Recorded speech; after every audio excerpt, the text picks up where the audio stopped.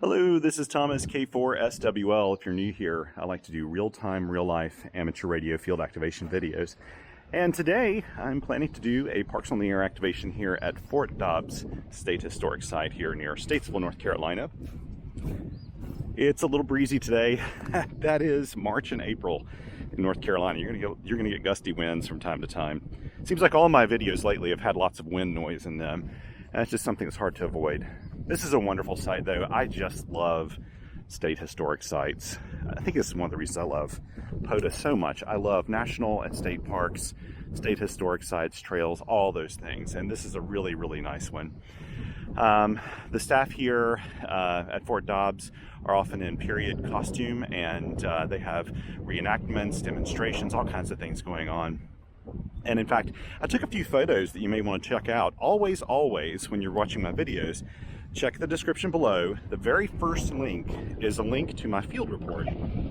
Those field reports have a lot of details in them. I spend probably 3 hours writing them up, maybe 4 hours most times, because there's a lot of stuff to put together. But I've got photos, I've got gear links, I've got all kinds of extra information and context. And so that I actually really enjoy doing the field reports. I see the videos as just kind of a compliment to the field report. To be honest, I'm not really a YouTuber, more of a blogger, I guess, than anything. But I haven't been to Fort Dobbs in a while. It's been probably 3, 4, 5 months. It's been a little while. I think I haven't been here since the fall. And it's an awesome site. It's just that it's typically closed when I'm in town, so on the days I'm here. Today will be an interesting activation if I can pull this off. So I did not intend to do an activation on this particular outing. I didn't think I'd have enough time to fit it in. I've got a lot of stuff going on. But a little window opened up, a little window of opportunity. And before I left the home yesterday, I actually just threw my bag in the car and I threw the KX3 in it. So the KX3, the Elecraft KX3, is one of my favorite field radios, but you don't see it in the field a lot because at home it's hooked up almost permanently to my KXPA 100 amplifier. Although I rarely even employ the amplification of that amplifier, except if I'm in a contest or some kind of special event or something, I don't really ever use anything above 10 watts in my house. But I've got it there, and I use the KX3 a whole lot along with the Mission RG01. Those are two radios I tend to use in the shack a whole bunch. I would take the KX3 to the field more, but frankly I've got the KX2, and so that's the one I tend to pack. In this backpack, in my soda pack, I've actually got my KX2 in there, and then I threw the KX3 in here. I am hoping I have all the components to make the KX3 work. I need to make sure I've got the right power cable and and a key. If not, I've got the KX2 in here and I can certainly make that work. But I'd like to take the KX3 out. It needs a little air. In fact, it's always good to give your radios a little bit of outdoor air. So it's good for the health of the radio. I'm going to take the Mission RG01 out soon again too. I absolutely love that radio, and I don't feature it enough, frankly. I use it a lot in the shack, but I do 95% of my operating in the field. So it needs to come out to the field. So there's an issue today. I threw this in my car without checking it. And the day before, I forgot that I actually did a little bit of an antenna inventory back at the QTH. And I didn't put an antenna in here at all. There is no antenna. And today, right before I was leaving, I thought, oh my gosh, I don't have an antenna. And I don't know. I'm not sure exactly what I'll be able to accomplish without having an antenna. And then I dug around in the car thinking, well, maybe I've got an antenna in there. Well, I didn't have an antenna, but I have antenna parts. I just happen to have this speaker cable in the car. I can't even remember why it was in there. It shouldn't have been in there, but I think maybe at some point I had a box with a whole bunch of items in there, and somehow that just got, I don't know how it came out of the box. Maybe I took it out looking for something, but it's kind of tucked away in the corner. This is the exact same cable I used to build a speaker wire antenna back in, I think it was like late spring last year. In fact, I'll try it if I can remember. I'll link to it above. If I can remember to do that, I'll link to it above. It'll be right there. If I forget, just remind me in the comments and I'll add it later. But that's when I built my 28.5-foot speaker wire antenna. And actually, I built it just to kind of show how simple and easy antennas can be, especially if you've got a matching unit built into your radio or an external matching unit like an ATU of some sort. But it turns out that 28.5-foot speaker wire antenna, I use that thing all the time. It's so easy to deploy. It works so effectively. I actually use it a lot. Okay, I'm sorry about that little jump in the video there, but what happened was my card got full on the camera, and my camera just shut down and said, your card's full. So I had to go in and get rid of a few files in there. So anyway, back to what I was saying. The 28.5-foot speaker wire antenna is probably the one I've been asked about more than any other on my channel. And what I love about it, it's just so cheap, it's so affordable to make, and works so well for things like field activations, where you don't need a log periodic or, a high gain Yagi antenna or something, to complete a field activation.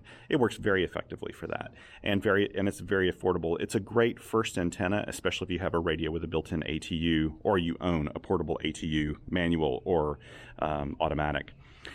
Today, I have also this year been doing an antenna challenge, and that's my challenge for this year, is every month build a new antenna. Either cannibalize an old one, build a kit, or just do one completely homebrew. And last month, the month of March, was a very, very crazy month for me. And I got way less activations in than I normally do in a month.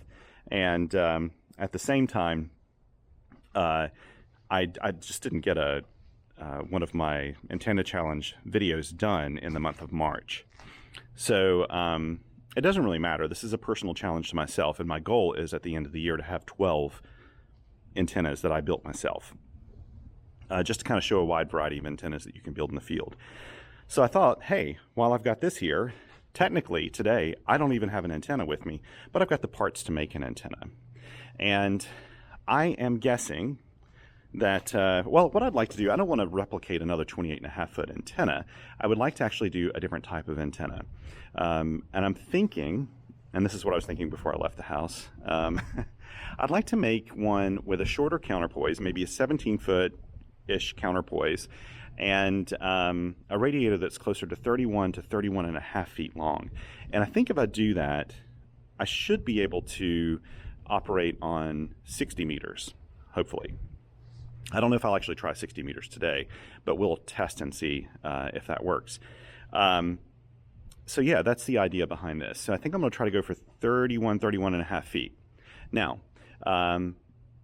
I don't have a tape measure with me, but I am pretty darn sure that this is an 8-foot table, that this picnic table is 8 feet long. This is kind of a standard picnic table size for a state park. And it's probably 8 feet long to the inch.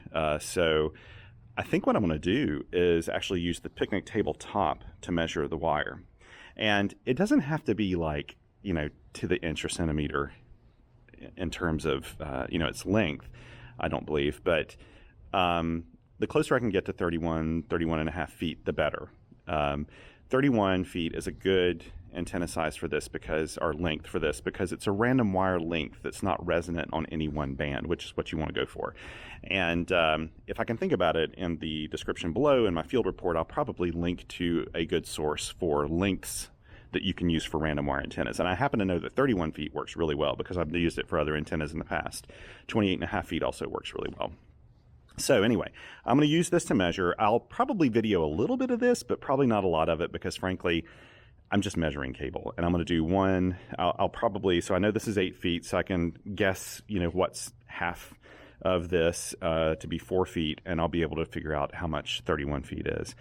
And I think this is probably a good example to show you, just what you can do, even if you don't have all the tools available to make an antenna work. And then worst case scenario, I'll probably make this antenna slightly on the long side, so if I need to, I can chop off a little bit to make it resonant.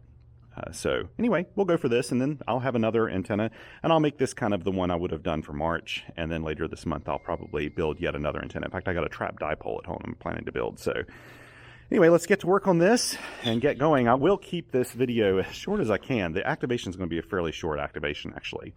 But I'll try to keep this as short as I can, and hopefully I've got all the rest of the materials I need, my BNC binding post adapter and all those things in here. So anyway, we'll get to work making the antenna. 24 feet.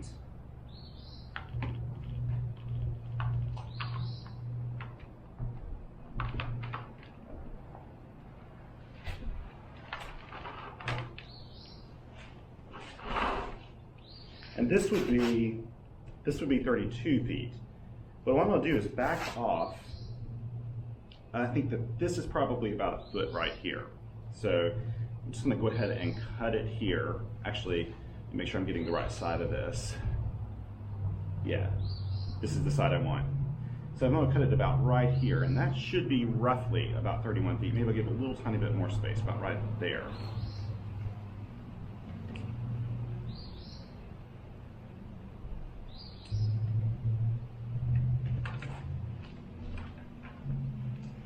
There we go. That's all the wire I need. I'll just split this apart now, and we'll go from there. Just take the speaker wire and split it apart, and that'll give me two roughly 31 feet lengths of wire. We'll go ahead and do that now.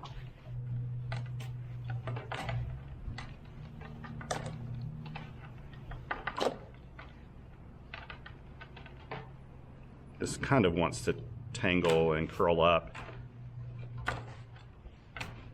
And what I'll probably do is make the white side, this is polarized, if you want to call it that, and it's got a white stripe on one side. I'm going to use that as my radiator so that when I'm deploying this antenna in the field later, I'll know that that's my radiator side of things. But it'll probably be pretty obvious because there's a big difference in 31 feet and probably 17, 18 feet that I'll make the counterpoise.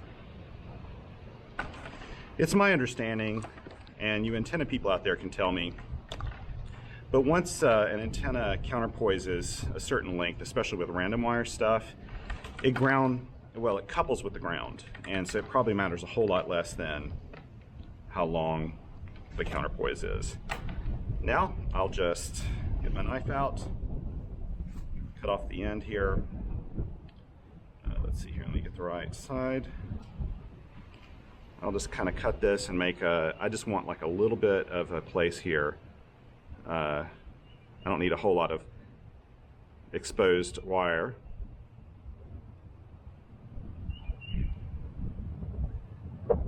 This would be a lot easier if I'd have brought strippers with me. Let me get this little end piece and stick it in my pocket. Okay, so I'll still cut this counterpoise a little shorter, but I've got the end set up now. And now this will be for my radiator. I'll go ahead and cut into this.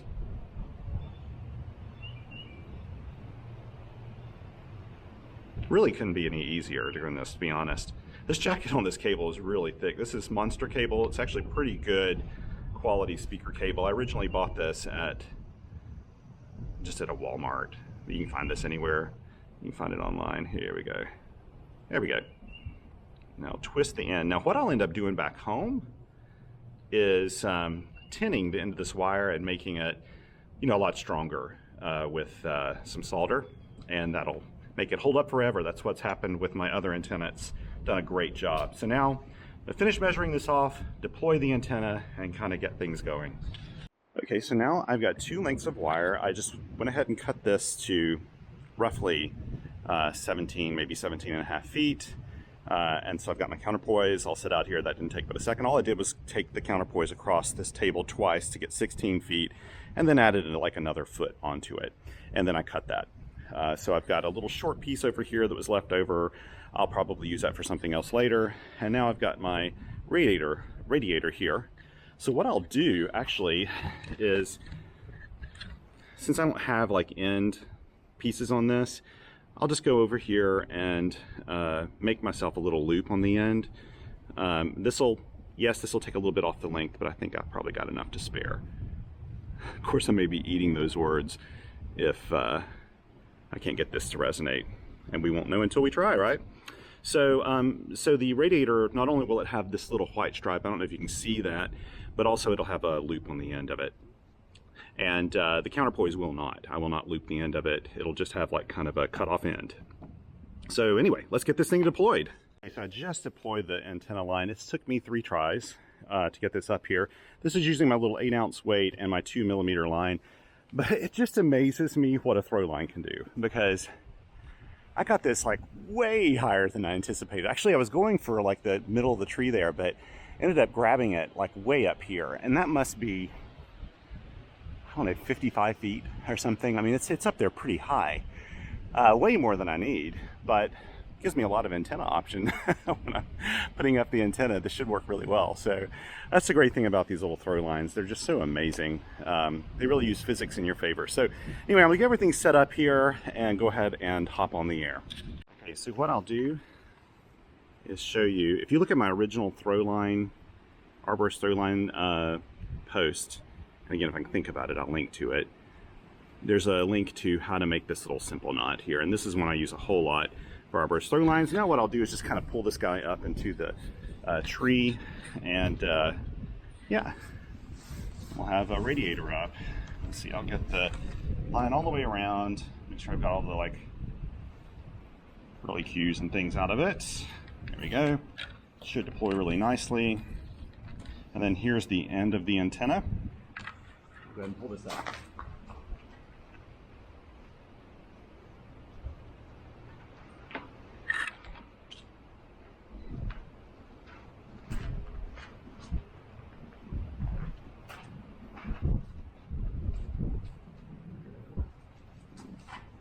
I don't really care how the antenna goes up, but the one thing I do know is I don't want the antenna to hug the edge of the roof here, which has some metal flashing and stuff. That could interfere with it a little bit, but as long as it's not touching the ground, as long as the radiator's not touching the ground and it's going up, it's basically a vertical. And hopefully this will do the trick. So yeah, I'll hop off here, get the radio set up now. Okay. So I've got everything set up. I've got my radio set up. I haven't turned anything on yet other than my laptop, or my tablet. This is a Microsoft Surface Go tablet. I'll be using it to log today with AC Log, the N3 FJP software. It's a little easier for me to use a keyboard than the Hammers app using my iPhone. Now, some of you will point out that Hammers also makes a Windows version that would work on this, and I have loaded that, but I haven't used it yet. So yeah, I'm just going to use what I know today. I've got too many other moving parts today going on without experimenting with the new logging software on top of that. So all I'm going to do is hook up this counterpoise to the black terminal of the BNC binding post adapter and screw that down. And then I'll hook up the, I really have to make sure this is tight, and this is the thing about doing this in the field. There we go.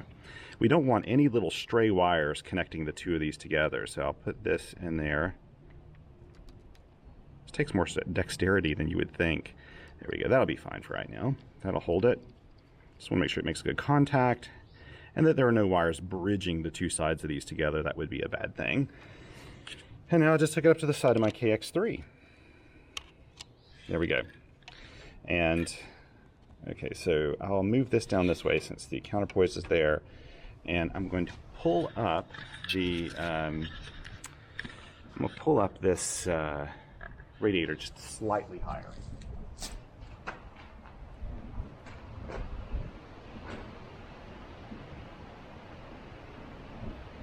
There we go.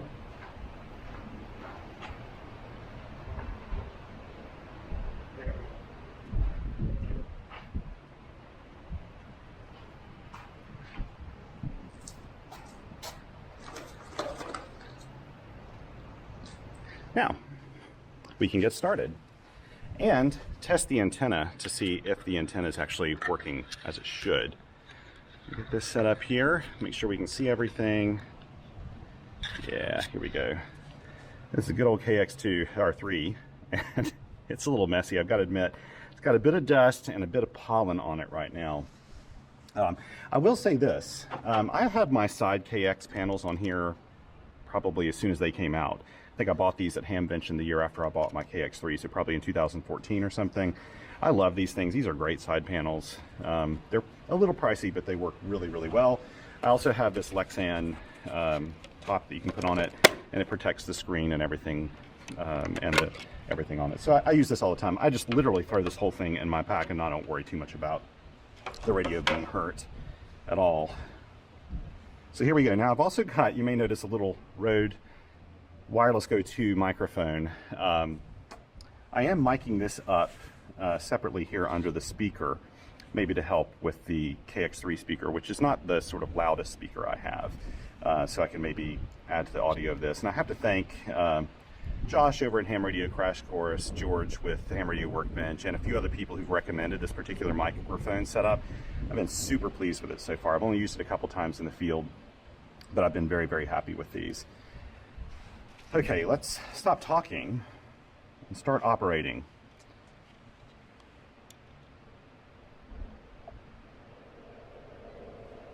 Okay, let's move down to the 40 meter band. That's where I'll start today.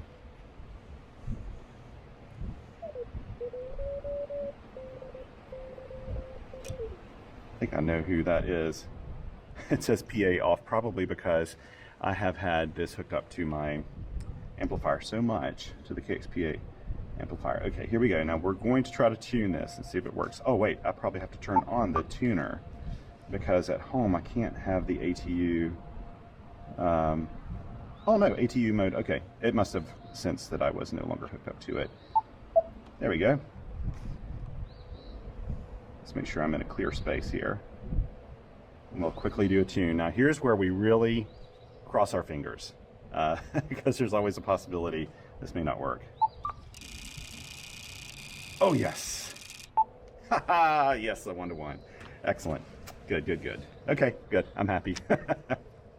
There is always a chance that it might not work, so we know it works now, so that's good. Let me make sure I've got noise, let's see, what do I have on here? Turn off noise reduction, don't really need that.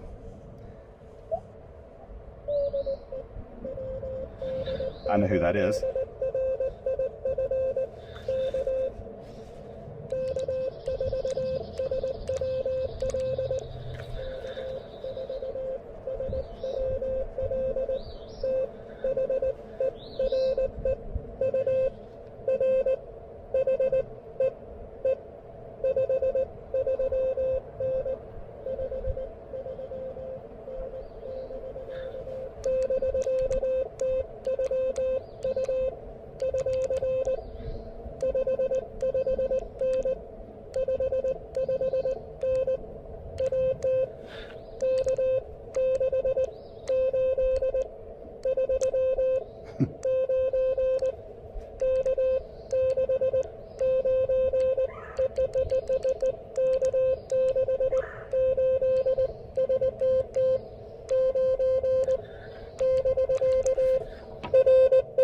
Ooh, he came up.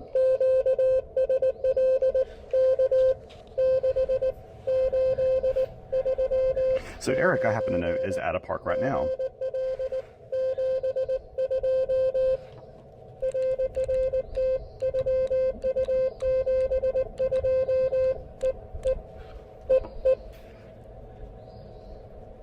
Yeah, Eric's at a park right now, and I happen to know that because we've been texting each other. Eric, WD8RIF, is a really dear friend, and he and my buddy Mike, K8RAT, we all kind of watch out for each other when we're doing park activations. And Eric's doing a multiple park activations today, like 2 or 3, and it just so happens, I just got a text where he said that he was about to hop on the air. So let me find a clear frequency here to start calling CQ. Let's see, we'll try 59.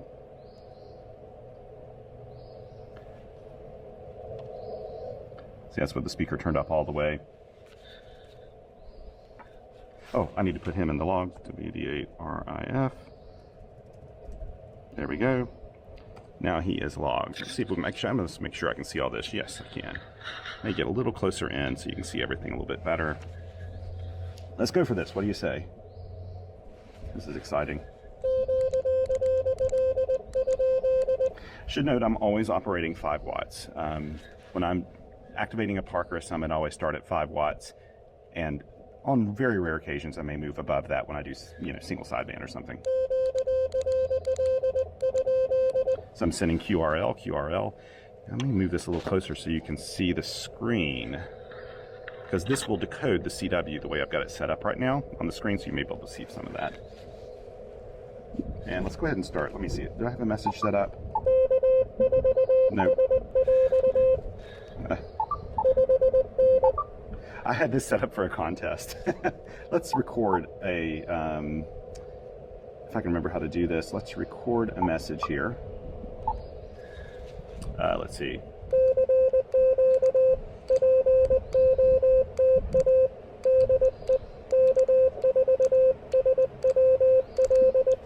And then I hit message, I think. And let's see if it recorded it. Yes, it did. Now, I'm set up on the Reverse Beacon Network right now, or on the POTA website. I've scheduled it, so hopefully the Reverse Beacon Network will pick me up.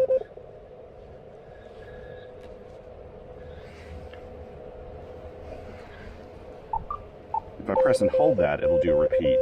And so it'll repeat until someone answers me. I'm a little scatterbrained today, I gotta say. I'll take some pictures while I'm doing this.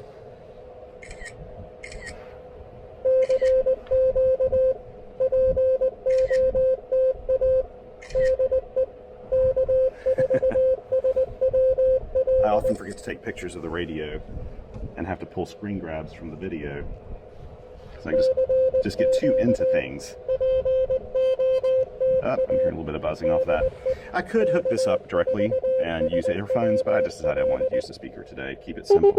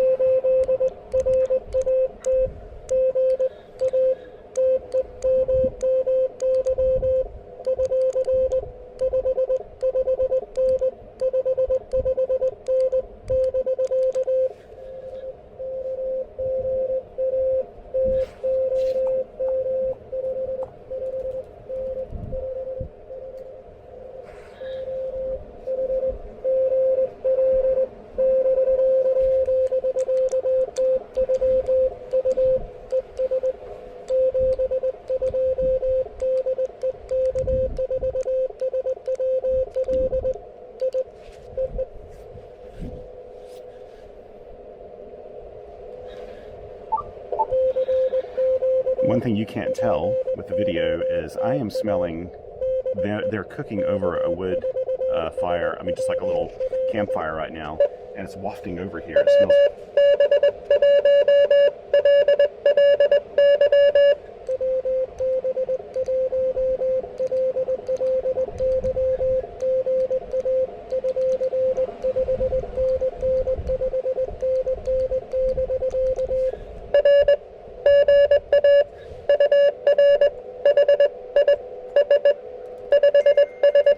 Bill is always loud.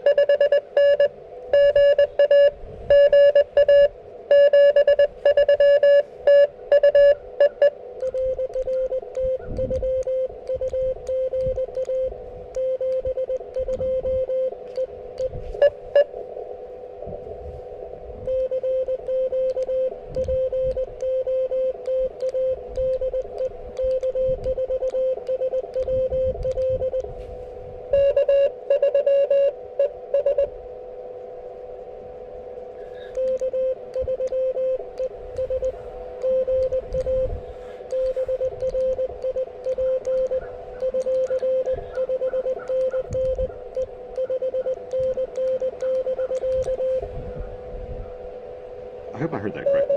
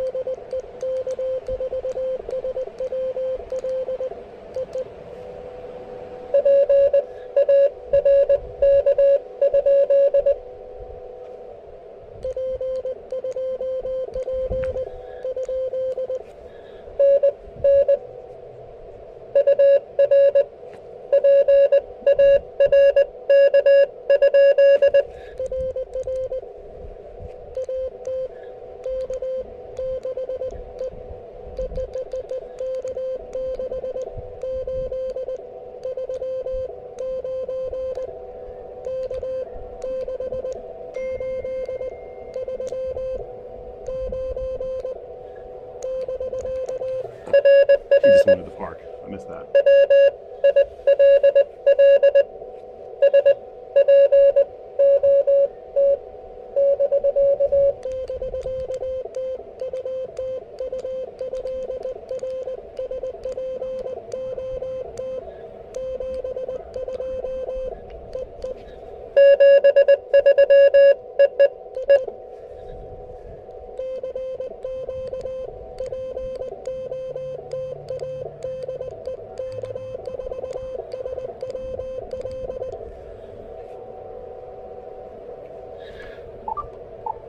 So perhaps I wasn't spotted there, actually.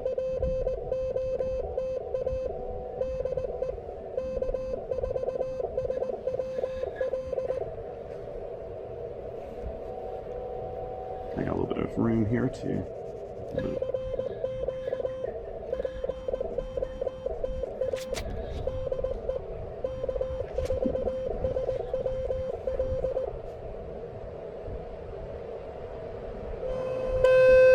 Ooh, somebody's tuning in. It is gusty.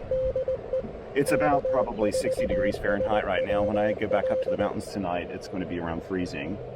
And we're expecting snow and gusty winds.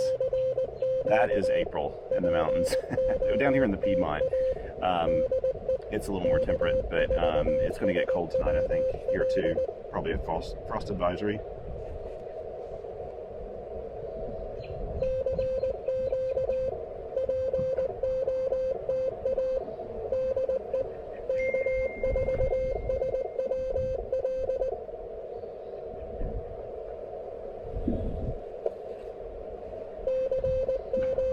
It's a little quieter on 40 meters than I was expecting. You know, conditions are probably poor today.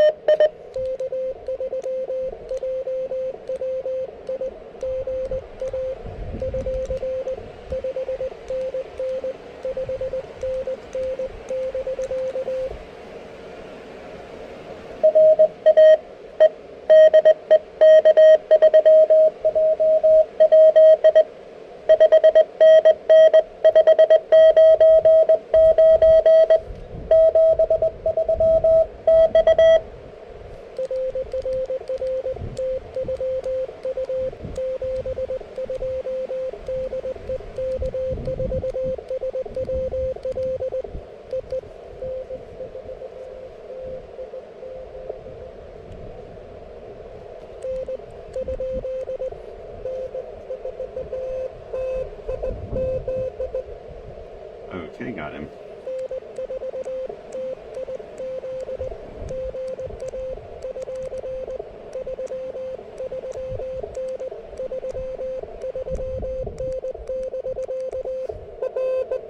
Ooh, he came up.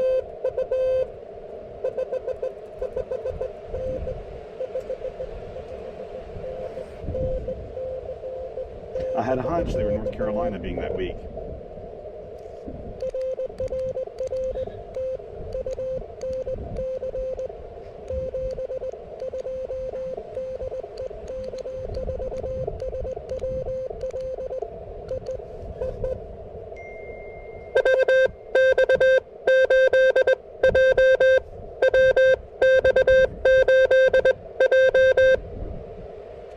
Okay, let me see.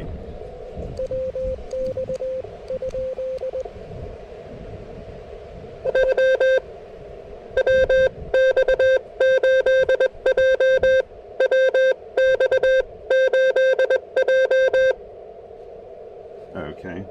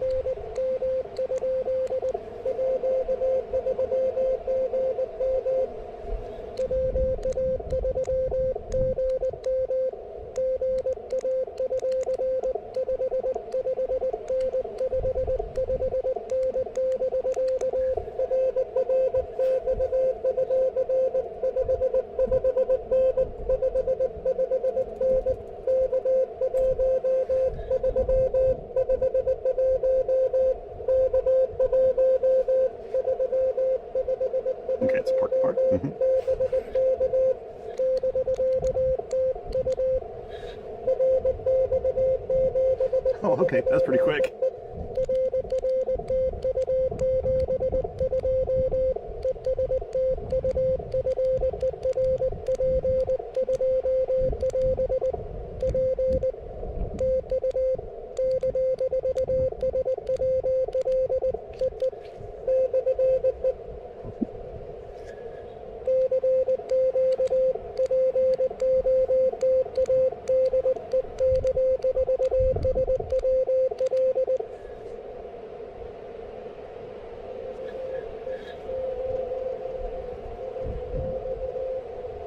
I think I got that.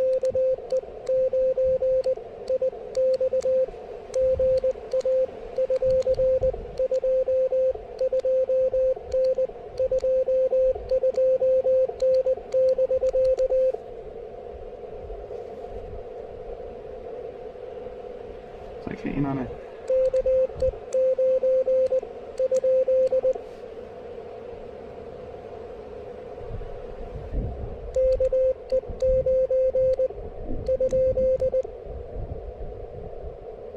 So I'm sending K89X question mark.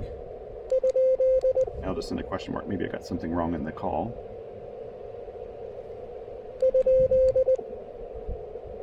Okay. I'll move on. I'll kind of strike them out, but they may come back. I have a hunch that conditions are very poor today. That explains these really weak signals.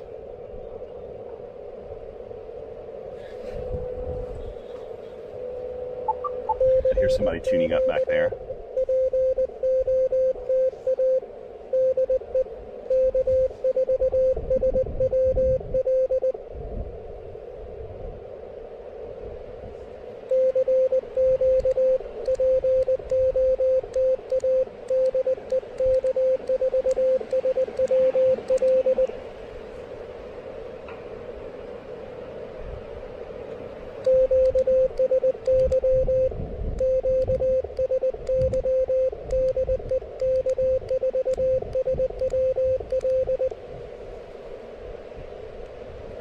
Okay, so what we're going to do is move up to the, well, you know, it could be the 30 meter band, I guess. Let's do 30 meters. Let's see how that works out. If I can tune up 30 meters. Okay, I'll go back over here. So I've set that up now. Let's move down to where 30 meters does sound a little stronger. I can tell, you can, after you do enough park activations in kind of lousy conditions, you can sort of tell, you can tell what bands are not doing well, and 40 meters is kind of rough, because you can hear a big difference between people sometimes when I would give them a signal report of 229 or something, and then they would come back much stronger. That was really slow and deep, QSB, or fading.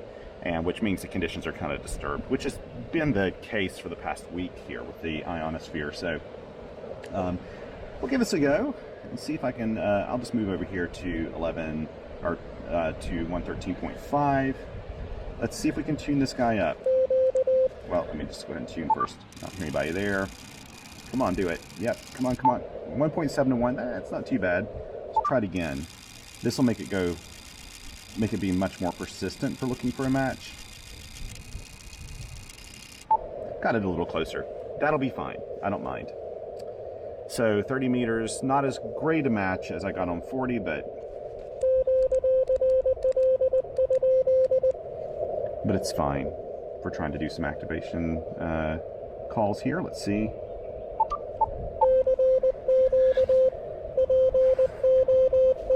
I'm glad I brought this microphone along though, because the speaker in the KX3 is not particularly loud. I find that the KX2 speaker is actually a little better, even though it's a smaller radio. The speaker on it just sounds a little bit better.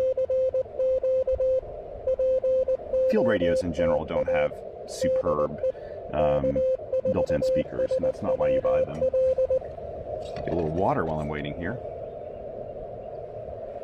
Yeah, the smell of things cooking over an open fire is wafting over here, making me hungry. I haven't had lunch yet.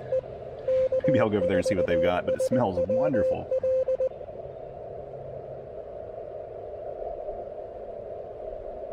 I think in my retirement, I'd love to do some kind of historic reenacting. I find that stuff so fascinating.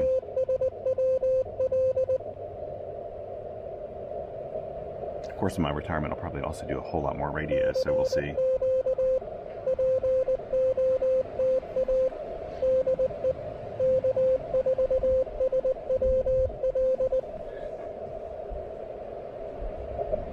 Anybody on 30? Let's see if I'm getting spotted, actually. I do have a bit of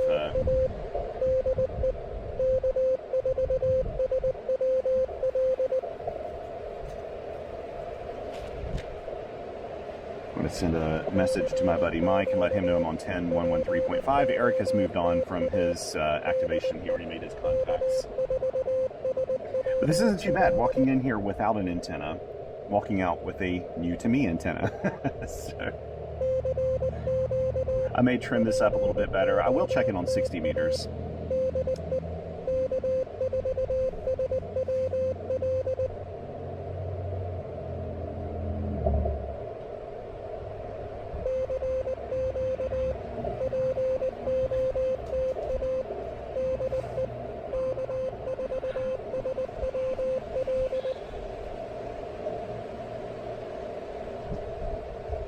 Anybody out there?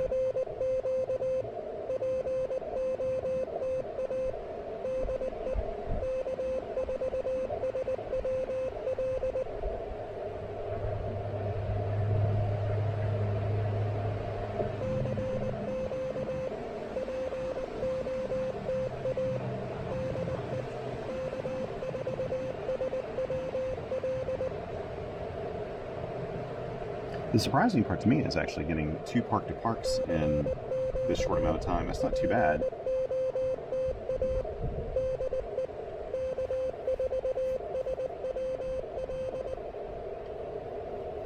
It's been problematic for some activators here on the East Coast lately because there's been some really bad storm systems moving through. At this time of year, we're coming into the time of year too when it heats up and the afternoons are very unpredictable for doing.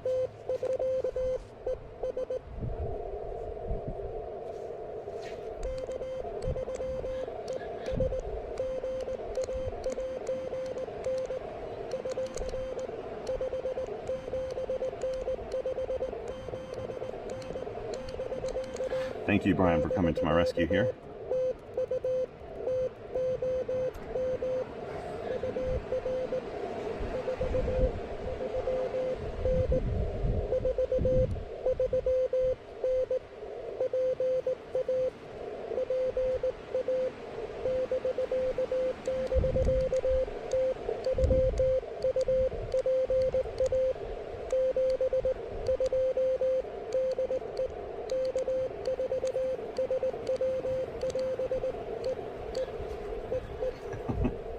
Got an extra character in there.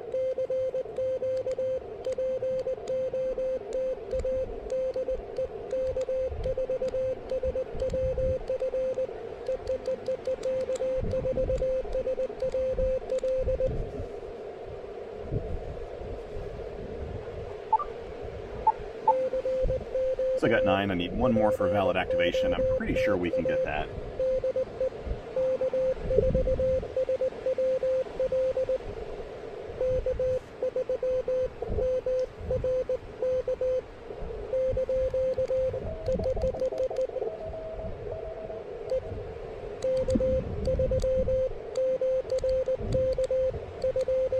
Is it?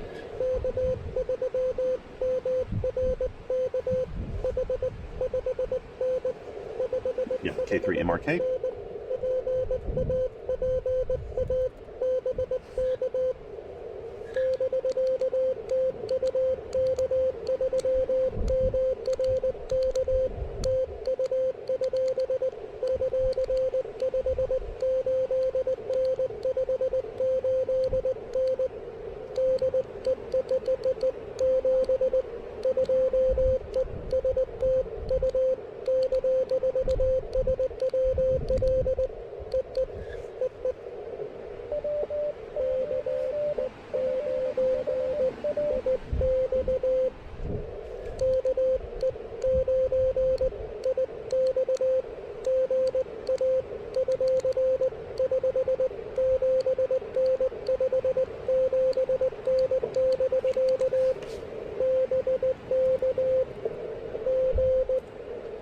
A lot of repeat offenders today. That's nice.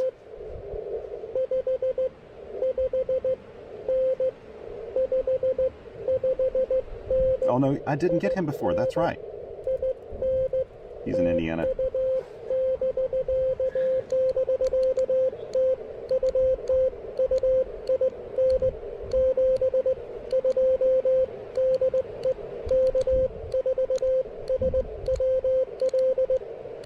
See, I almost got him here on 40, but couldn't get him.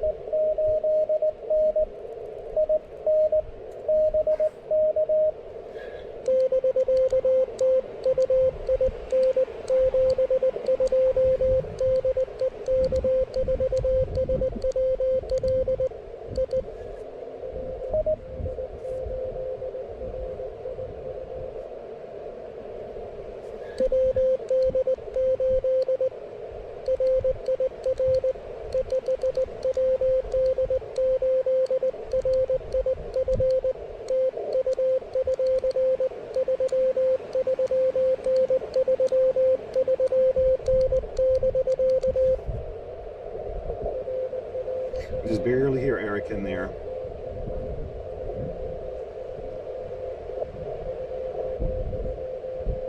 He can barely hear me too.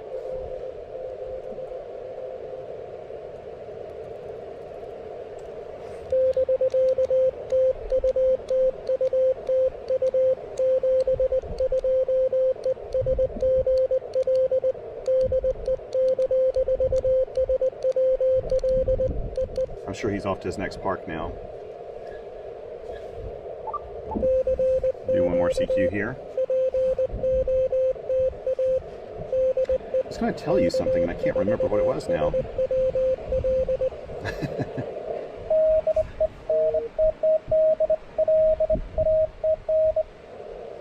Okay.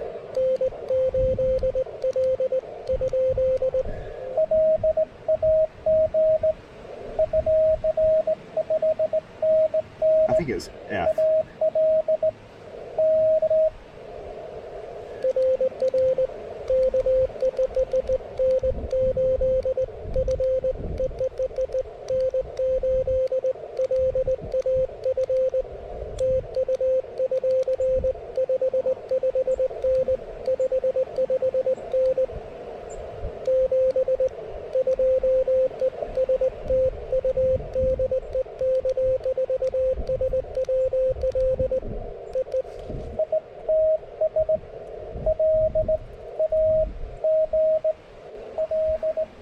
Oh.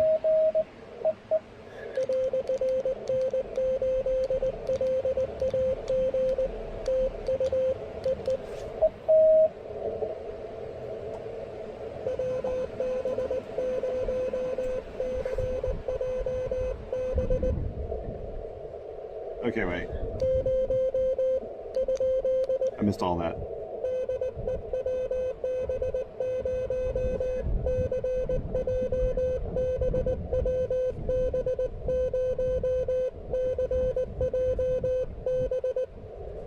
Got him, I think.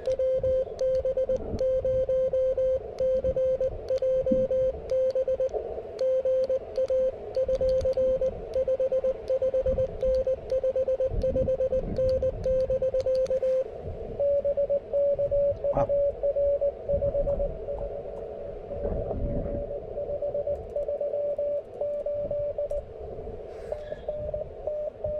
He's drifting a little bit.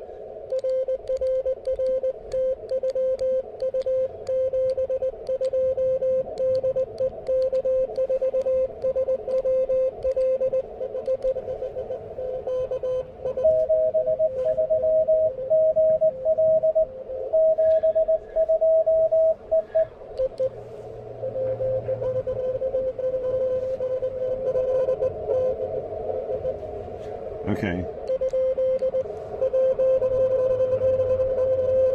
Okay, I'm being zero beated. Okay.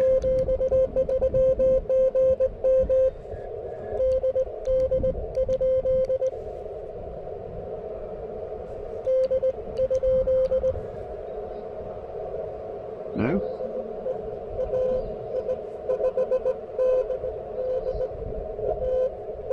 Okay. Is it 8i5DD? Is that what it was? Yes, I think that's it.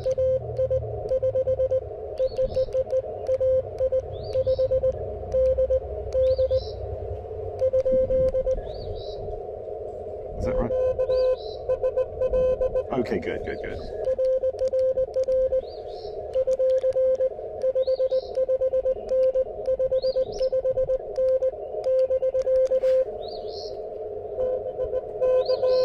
If I think about it, I could look at the display more and probably get some information off of it, but I'm not used to doing that.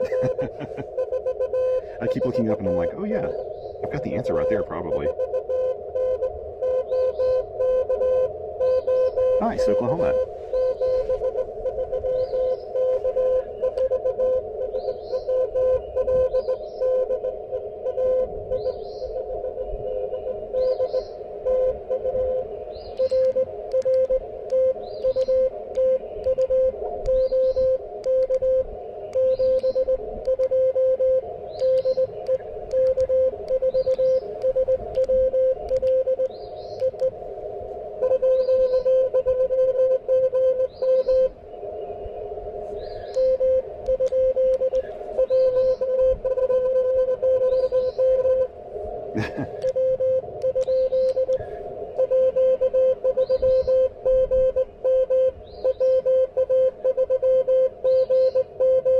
All right.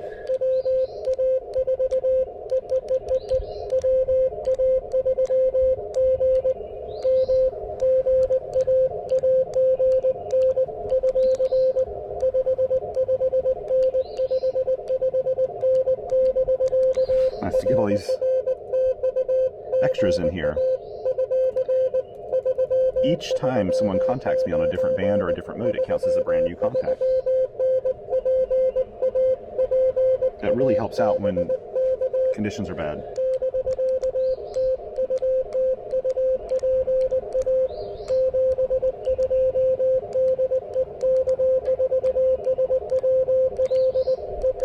Good to get you in here, GM.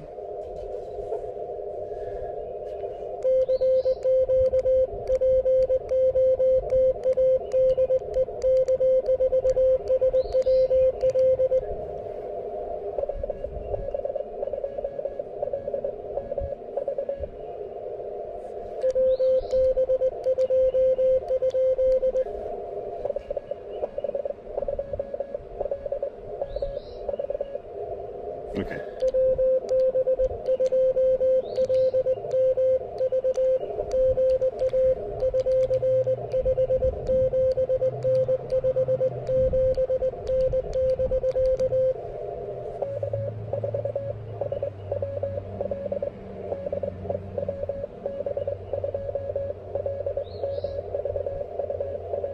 Good. Got him in.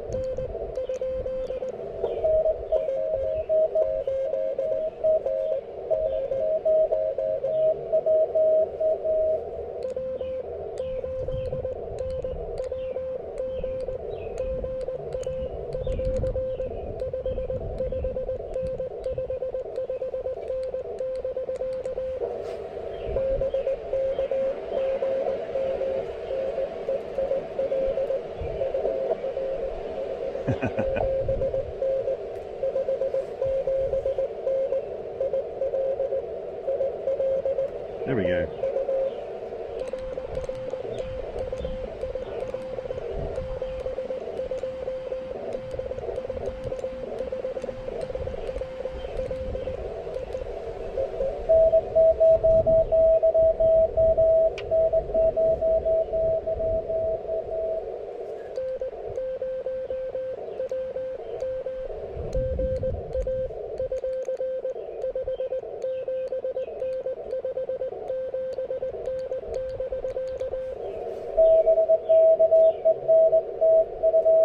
There we go, got you in here.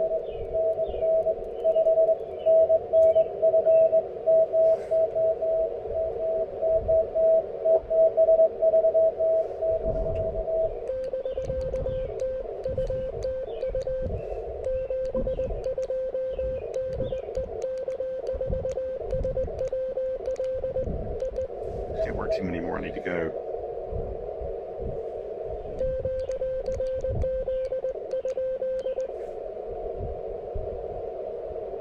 Okay.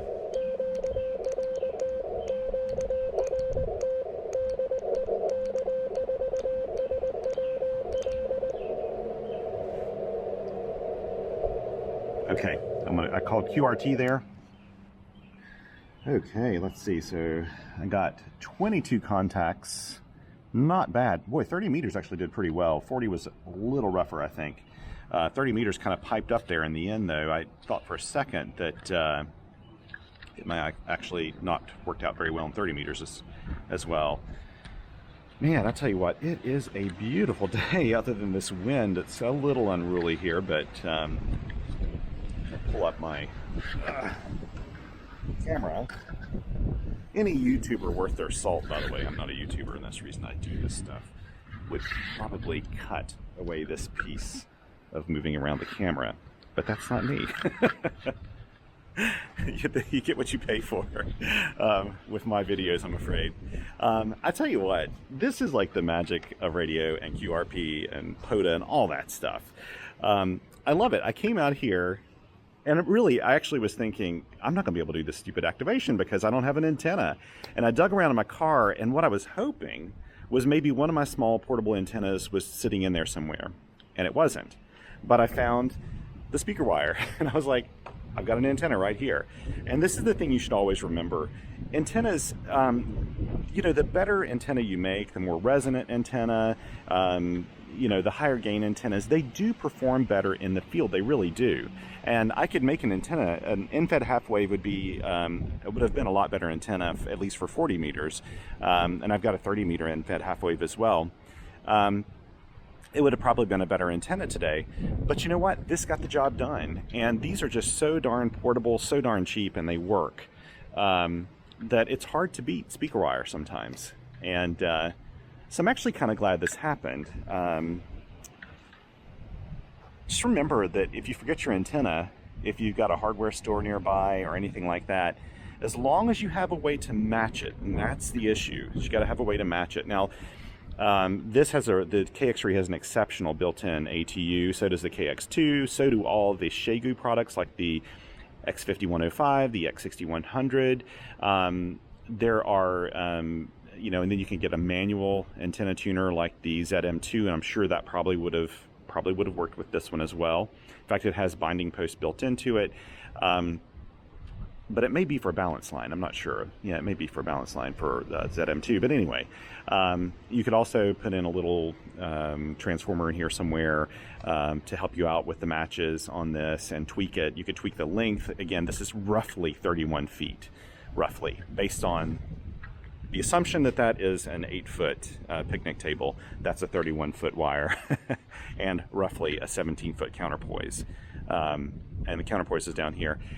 That's what I love about this stuff, though. To me, you just don't need a whole lot to do an activation. Pretty much anything that radiates and gets a good match so your transceiver's happy, it'll work. Now, it doesn't mean it's a super efficient antenna. In fact, the lower I go with this antenna, like if I go down to 60 meters and tune it, I may be able to get a match. It doesn't mean it's efficient on 60 meters, though, because this is such a small wire. for the 60-meter band, but it'll match it and it'll radiate. And as I've heard people say before, RF got to go somewhere, and that's exactly what happens. If there's enough RF to make it out there where people can hear you when you are the DX, when you're doing a POTA activation or a SOTA activation, that may be all you need. If you're trying to do contesting or a special event or something and you're using a really, really modest antenna like this, you know, your results may vary, especially if you're competing with other people to work another station. So if I were trying to do a park to park, and let's say that there were some pretty big guns going after another park station, it may be kind of difficult for me to make that work. But when I'm the DX, I'm the park, it's not that difficult. One thing I will note is that when I do my videos, for some reason, I rarely think to go search through and find parks on my own. And a lot of the reasons why, I think it's actually a really good practice when you first set up to pull out your phone if you have internet service, load up the POTA page, find where other park spots are, and just go around and see if you can find them and work them really quickly. I don't think about doing that when I do my videos, and a lot of the reason why is because I'm used to going to parks where I have very poor internet service, usually just enough that I can maybe get a text out to my buddies to tell them to spot me if I haven't scheduled my activation. But you'll notice I usually don't pick up the phone and do anything other than logging, because I don't like the distraction, especially when I'm trying to manage a video and audio and all these other things going on. So anyway, this was loads of fun. And I've got to tell you, if you ever come out to Statesville, North Carolina, I highly recommend the Fort Dobbs State Historic Site. It is just really amazing. They do classes and things out here. In fact, this is one of the points I think I was going to make, and I can't remember if I made this. Stop me if I have already. Oh, that's right, you can't stop me. This is a video. But one of the things you want to do at a site like this, like Fort Dobbs, you've got people out here, and you can have guests coming in and stuff. You want to clear it with the park staff first. This is a pretty large site in terms of acreage. There's some kind of trail down here. There's a visitor center. There's the fort and everything, but it's not, hundreds of thousands of acres. This may be 15 acres or something. You don't want to go take up something like this covered picnic area when a school could be coming by, like a classroom or something. So what I do every time I come out here, and I mean, these are some of the friendliest park staff that you'll meet, I always clear it with them first before I do an activation, because I want to make sure I'm not getting in their way. And especially with something where you've got a lot of history going on and reenactments and things. I have come out here before once to do an activation, and they were having a historic reenactment weekend, and I did not want to interfere with that, with my modern transceiver and all those things. So I just went on to a different park that day. So always clear it with the park staff, especially at a place like this. If you're at a big national park or a big state park where people are camping and picnicking and stuff, yeah, you don't really have to worry about those things, at least not here in North Carolina. But for smaller sites like this, especially ones with history and stuff, you want to talk to them first. And a lot of sites that are archaeological sites, they will not want you to drive stakes in the ground, or they may not want you messing with their trees. They can have a lot of different requirements. Some of them even want special use permits to be cleared first. So when in doubt, always ask. And it doesn't hurt to talk to other people who've activated that park. So if you can go into the POTA website, look up the park, and you can find all the activations that have happened there. If you find that there's a historic site, for example, or an archaeological site or something special like that, and there are no activations of that site, even though it's a pretty accessible site, then you can guarantee they don't really want anyone going there and doing activations. That's not the case in North Carolina. Most of the historic sites will allow you to do it as long as you ask. And if you look here, there are a lot of picnic tables out here I could have set up under trees. I mean, it's really beautiful. Actually, this is a really nice site. I tend to set up here. Well, in fact, the reason I set up here today is I realized I needed to measure the antenna, and I recognize these as being about an 8-foot picnic table. And so that's the reason I set up here, frankly. Anyway, I better shut this thing down. I've got to hit the road. I'm actually running behind, as always. And I'll kind of take down this antenna, wrap it up. I think I've got a rubber band somewhere I can put around it. And I'll, when I go back home, I'll tin up the ends of those and make that official antenna that'll go into my pack now. And also I'll just I can probably put up the rest of this stuff in less than probably 7 minutes or something, working at it really quickly. So if you got any questions or anything, let me know. Do you use the KX3? It is an awesome radio, isn't it? Audio is kind of quiet today, but I'm hoping that these microphones work out for just enhancing the audio a little bit better. Again, thank you so much for coming along with me today. If you get a chance, feel free to subscribe. I rarely ask anyone to do that, because I usually forget. But feel free to subscribe. I don't do ads or anything like that in my videos. If you feel like supporting me, you can. I've got links to Patreon and my coffee fund below. Never feel like that's an obligation. My stuff's always free. If you're trying to save up for your first radio or another radio or an antenna or anything like that, you don't have to support me. I'll do this stuff anyway. If you feel like it, it does help me out with buying equipment and doing travels and that sort of thing. It kind of goes, any extra radio funds goes into my family travel budget. So everybody kind of benefits from that in my family. Anyway, thank you so much. And until next time, 7 threes.